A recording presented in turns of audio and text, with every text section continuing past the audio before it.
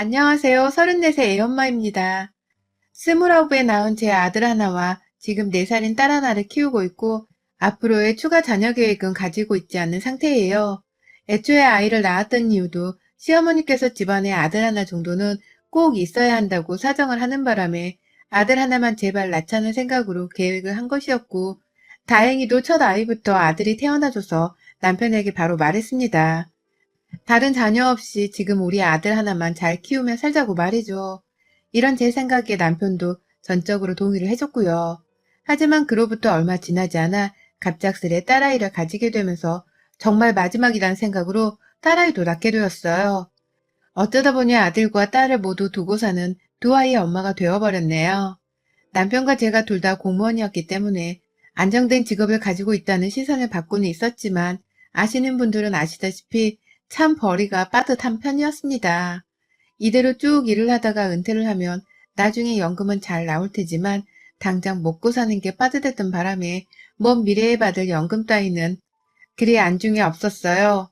저희 친정부모님은 지방에서도 저 끝자락에 속하는 깊은 시골 마을에서 곶감 농사를 지으며 사시는 분들이셨는지라 서울에 턱하니 집 한 채를 마련해 주실 만한 돈이 없었습니다.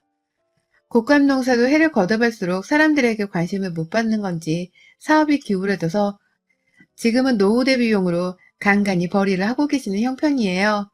그런 부모님께 기대어 살 수 없다는 걸 어릴 적부터 너무나 잘 알았기 때문에 저는 열심히 공부만 하다 서울로 대학을 진학했습니다.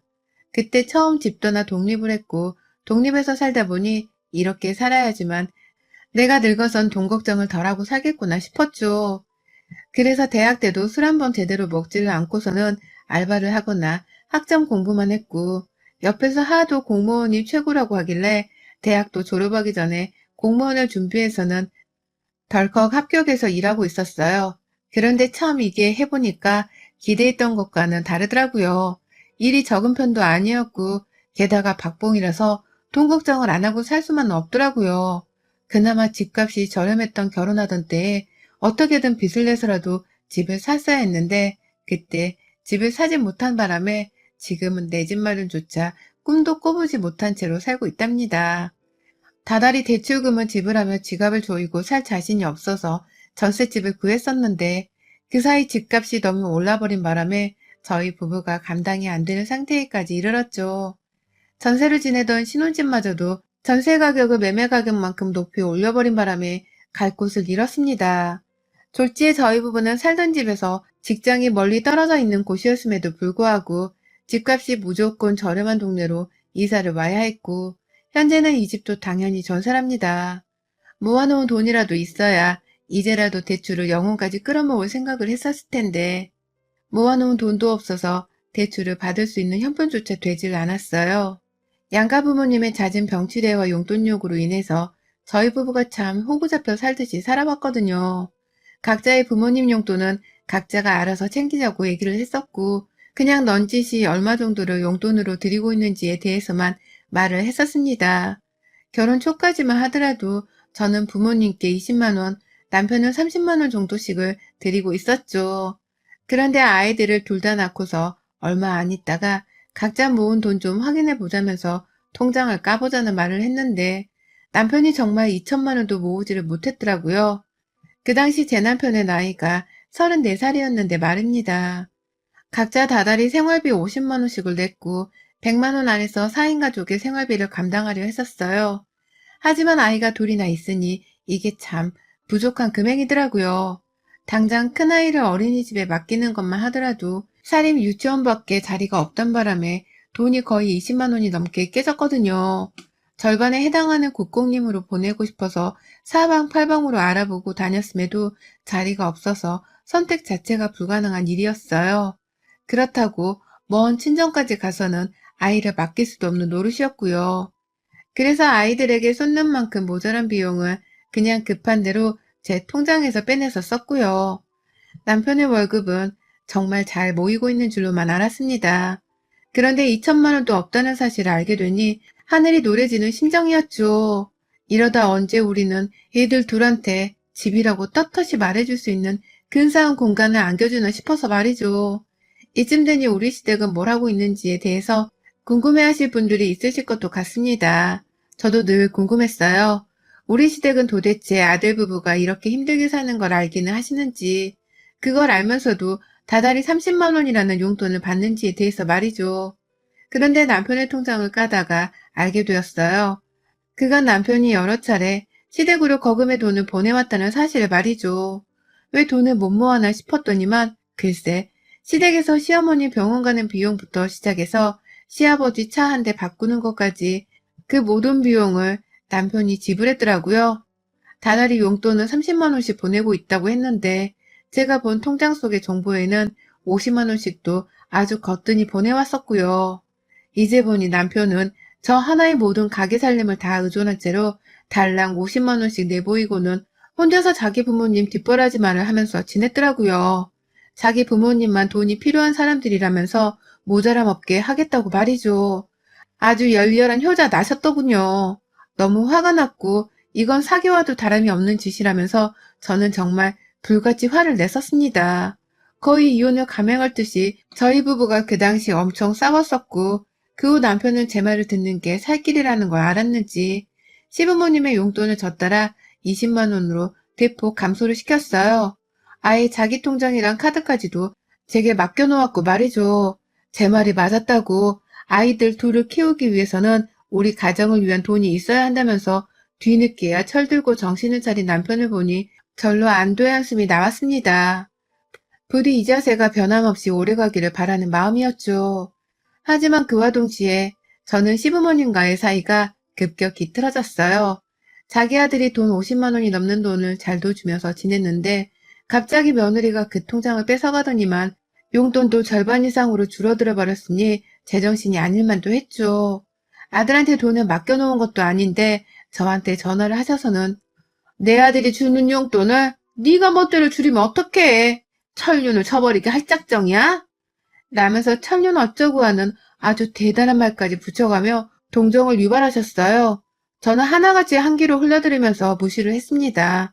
우리 집 애가 하나도 아닌 둘이고 1살 터울이라서 나중에 고등학교라도 들어가면 다달이 빠져나갈 학원비도 어마무시하다는 말까지 해가면서 말이죠.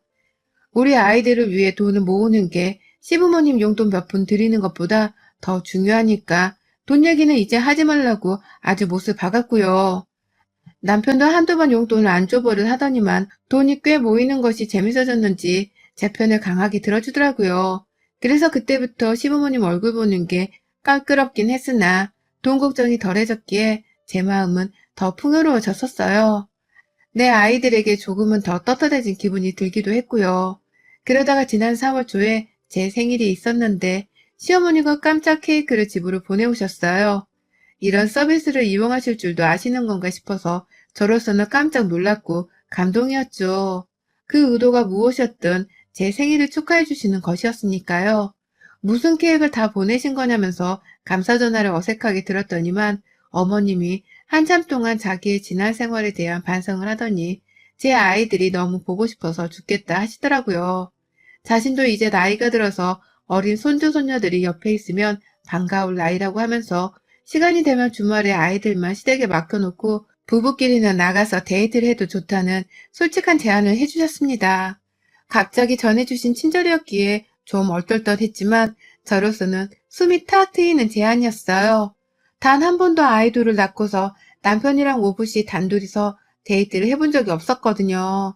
그래서 그 이후 주말에 잠시 시댁에 들려서 아이들만 맡겨놓고 나오기도 했고 시부모님이랑 다 같이 집안에서 고기를 구워 먹으며 저 나름대로 제 몸이 편할 만한 시간을 보내기도 했습니다. 시댁에 가면 어머님이 웬일로 자신이 아이들을 다 보겠다면서 저를 손 하나 까딱하지 않게 만들어주신 덕분에 저도 나름 힐링을 할 수 있었죠. 신혼 초 그리고 불과 작년에까지 비교를 했을 때 엄청난 변화였는지라 저는 문득문득 어머님이 무슨 꼼수를 부리시려나 싶기도 했지만 아무렴 어떤가 싶었어요. 당장 제 몸이 주말 잠시라도 편할 수 있다는 것만으로도 큰 이득이었죠. 그러다 딱 한 달도 되지를 않아서 어머님이 그러시더라고요. 그냥 출근하는 길에 막내라도 좋으니 애를 어린이집에 보내지 말고 자기 집으로 보내라고 말이죠. 처음에는 어머님 집이 저희 집과 그리 가까운 게 아니어서 거절을 했습니다. 아침이 너무 바빠질 것 같아서요. 하지만 어머니는 출근하는 길에 자기 집을 지나쳐 갈 텐데 지하철역 개찰구 안에서 아이만 건네주고 저보고는 그냥 출근을 하라시더라고요.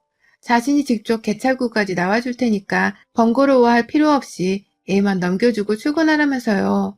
솔직히 갸우뚱했고 어머님이 조금이라도 늦으시면 제가 지각인 거라서 머뭇거리기도 했습니다. 출근 지옥길에 애를 데리고 출근하는 것도 걱정되기도 했고요. 그런데 일단 애를 맡아주겠다고 하는 어머님 제안이 너무 솔깃했어요. 처음에는 아들도 반드시 데려오라고 하셨는데, 저희 아들은 지금 다니는 유치원에서 친구들이랑 잘 놀고 또 좋아라 하며 다니고 있었는지라 쉽사리 그만두게 할 순 없었습니다.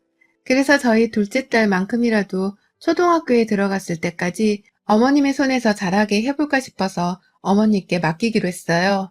나중에 아들 따라 유치원 들어가고 하면 돈은 돈대로 더 나가고 저도 애를 돌봐야 하느라 매번 칼퇴하고 시간을 쫓기며 살았었는데 좀 괜찮아질 줄 알았죠.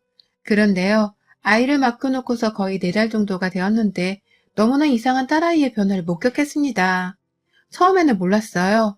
그냥 얘가 동네 친구들한테서 배워온 말인 줄 알았죠. 퇴근하고 개찰구에서 시어머니를 기다렸다가 아이를 받고선 헤어지고 집으로 돌아오는 길 아이가 저한테 귓속말로 말하더라고요. 오늘 집에 조용히 가면 얼마 줄 거냐고요. 그래서 그게 무슨 소리냐고 하니 자신이 말 한마디 안 하고 있을 수 있으니까 잘했다고 생각하면 돈을 달라는 겁니다. 순간 우리 애가 아닌 줄 알았어요. 그런 소리 어디서 배웠냐고 물어봤더니 아이는 답이 없고 놀라서 시어머니께 슬쩍 문자를 보냈더니 어머님이 그러시대요. 오늘 집 아버님들이랑 놀았는데 언니들이랑 놀이하며 배웠나? 라고 말이죠. 그래서 저는 아이한테 괜히 그런 소리는 어린애가 하는 게 아니라는 말만 하고서는 까마득히 잊었습니다. 하지만 그로부터 얼마 지나지 않아서 아이는 또다시 이상한 소리를 해대기 시작했어요. 엄마는 돈을 얼마 벌어? 아빠는 얼마 벌어? 외할머니는 얼마 벌어? 라고 말이죠. 엄마 아빠의 월급을 궁금해하더니 외할머니 월급은 왜 궁금해하냐며 제가 참 이상하다는 듯이 물어보니 아이는 외할머니는 엄마한테 월급 받아? 얼마 받아? 나는 왜 안 줘? 라고 하는 거예요. 조그만한 4살짜리가 벌써 용돈을 달라면서 저희 친정엄마랑 자신을 비교하더라고요. 그나저나 우리 친정엄마가 저한테서 매달 20만 원씩 받고 있는 건 또 어찌 알았나 싶어서 놀랬어요.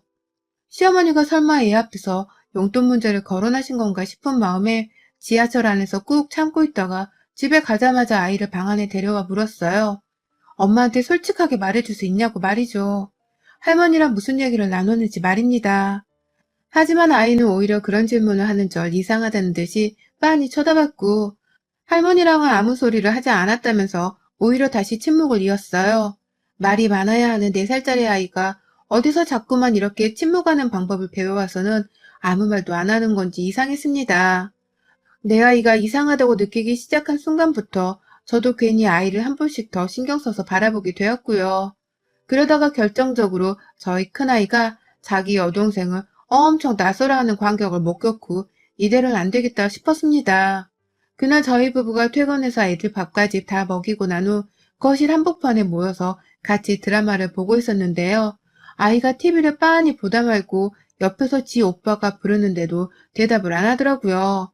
그런데 또 지 오빠를 멀뚱멀뚱 쳐다는 보고 있었고요.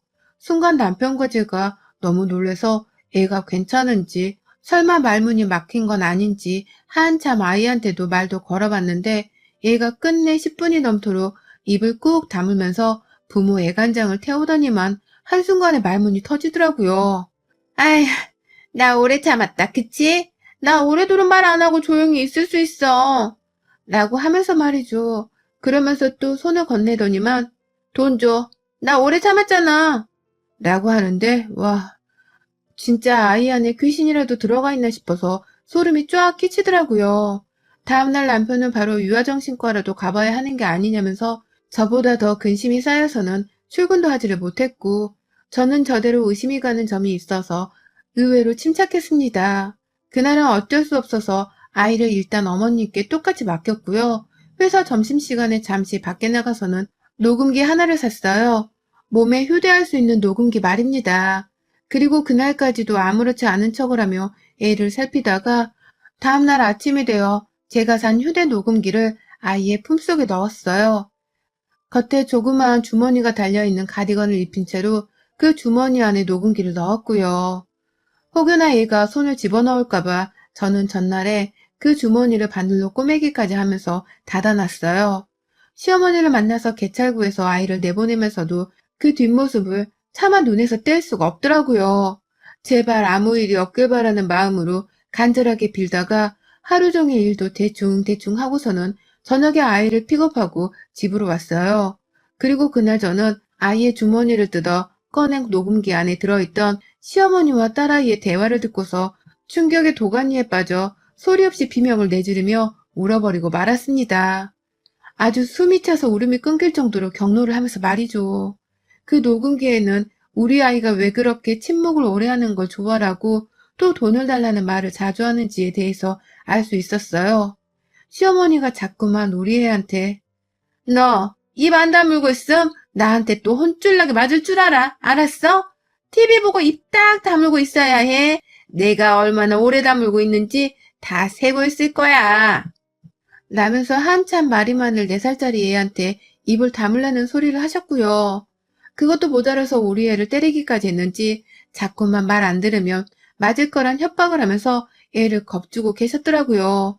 그도 모자라 아이의 앞에서 자신의 용돈을 많이 주지 않는다면서 제 욕을 얼마나 했던지. 아이가 엄마 불쌍하다며 자기가 직접 나서서는 엄마가 돈 열심히 벌고 있어요. 라면서 겨우 한마디를 하더라고요. 그런데 그걸 시어머니는 침묵을 하지 않는다는 이유로 아이의 엉덩이인지 팔 부분을 철썩하며 때리는 소리가 또 들렸고요. 얼마나 할머니가 엄마 욕을 하는 게 무섭고 걱정이 되었으면 아이는 할머니 용돈을 자기가 대신 주겠다면서 저한테 그간 그렇게 돈을 달라는 말을 했었나 보더라고요. 실제로 시어머니도 제 딸아이가 그런 식으로 저한테 돈을 받아서 자신에게 주려고 한다는 것을 아셨는지 아이를 향해 폭력을 쓰시다가 너 엄마한테 가서 돈 없다고 말해. 엄마가 이렇게 생긴 10,000원짜리 주시면 그거 할머니한테 가져와야 해. 알았어? 그러면 할머니가 더 이상 엄마 욕 안 할게. 라는 말까지 하며 4살짜리 애랑 돈 가지고 타협을 하고 계셨습니다. 완전 인간 쓰레기에 사람 취급을 받아서도 안 되는 말종 같은 여자였죠. 그러니 저도 눈깔이 뒤집히고 내 아이를 향한 미안함과 죄스러움 때문에 방 안에서 통곡을 할 수밖에 없었어요. 아이가 또 듣고서 엄마 걱정을 할까봐 아이들 앞에서 우는 티조차 낼 수 없었고요. 그런 식으로 울다가 남편에게 들켰고 이내 녹음기를 전해들은 남편은 저를 따라 한숨을 쉬다 눈물 몇 방울을 흘리며 함께 곡소리를 내듯 침묵의 울음을 삼켰습니다. 저희 부부는 그 다음날 바로 회사에 월차를 냈어요. 얘가 이런 꼴을 시어머니께 당했는데 그 사실을 알고는 일을 할 수가 없더라고요. 이걸 고소해야 하는지 바로 경찰서에 달려가야 하는지 저는 혼자 법적으로 콩밥을 먹이고 말 거라며 씩씩거렸던 반면 남편은 그래도 자기 엄마라면서 한참 고민하고 저를 달래다가 직접 사과를 받자고 하더라고요. 일단 제대로 말이라도 들어보자고 말이죠. 이런 일에 뭔 말을 들어야 하나 싶었지만 저도 시어머니가 보고 싶긴 했습니다. 내 앞에서 머리라도 조아리며 사과를 비는 그 모습을 말이죠. 원래대로라면 아침마다 개찰구에서 만나야 하는데 제가 말도 없이 안 나가니 어머님은 왜 애를 안 데리고 올 거면서 연락을 안 했냐고 화를 내더라고요. 전화를 안 받으니 문자로 여러 번 보내면서 말이죠. 저는 끝까지 답장을 안 하다가 시댁을 찾았어요. 얘는 옆집에 맡겨놓고 남편까지 데리고서는 아침에 시댁에 쳐들어가니 시어머니도 나름 놀라신 듯 했고 제가 틀어주는 녹음기에는 더더욱 처절히 놀란 모습이었습니다. 급기야 자기 목소리가 아니라는 개소리를 하시면서 우리 애가 혼자 TV 틀어놓고 영악하게 놀더라는 말까지 하시더라고요. 그러니 제가 안 그러려고 했는데 폭력을 휘두를 수밖에 없었습니다. 가지고 있는 무기가 핸드백이 전부였는지라 그냥 인정사정할 것 없이 시어머니를 향해 핸드백을 날렸어요. 내 새끼한테 폭력까지 쓰면서 혼을 내곤 입을 다물게 한 사람의 입에서 감히 내 새끼가 영악하단 말이 어찌 나올 수가 있냐면서 옆에서 남편이 말리기는커녕 방관을 하길래 옳다구나 하면서 더 열심히 시어머니께 달려들었습니다. 같이 계실 줄 알았던 시아버지는 매번 집을 나서시는 건지 아무도 없었거든요. 그래서 더 잘 되었다며 너랑 나랑 오늘 제대로 한판 뜨고 다신 보지 말자며 그 길로 시어머니를 화장실까지 끌고 가서는 샤워기를 틀어버렸어요. 내 새끼한테 했던 것의 반의 반이라도 복수를 해주고 싶었던 마음에 비명을 지를 때마다 조용히 하란 말을 내지르면서 시어머니를 홀딱 젖게 만드니 남편이 한참 후에야 화장실 안으로 따라 들어와서는 엄마, 이제 나와서 사과해. 라며 저를 데리고 나가더라고요. 다달이 용돈 주고 필요한 것이 있으면 내가 사다 주기도 했는데 남도 아닌 엄마 손녀한테 와이프를 향한 미움을 대신 주고 있었냐고 묻는 남편의 얼굴엔 이미 울음이 한가득이었습니다. 그걸 끝까지 토해내다 결국 엄마가 어떻게 이럴 수 있어? 라며 짓딸편을 들며 감정이 폭발한 남편은 급기야 집구석에서 화풀이를 하고 싶다면서 오만 물건들을 집어 던지더라고요.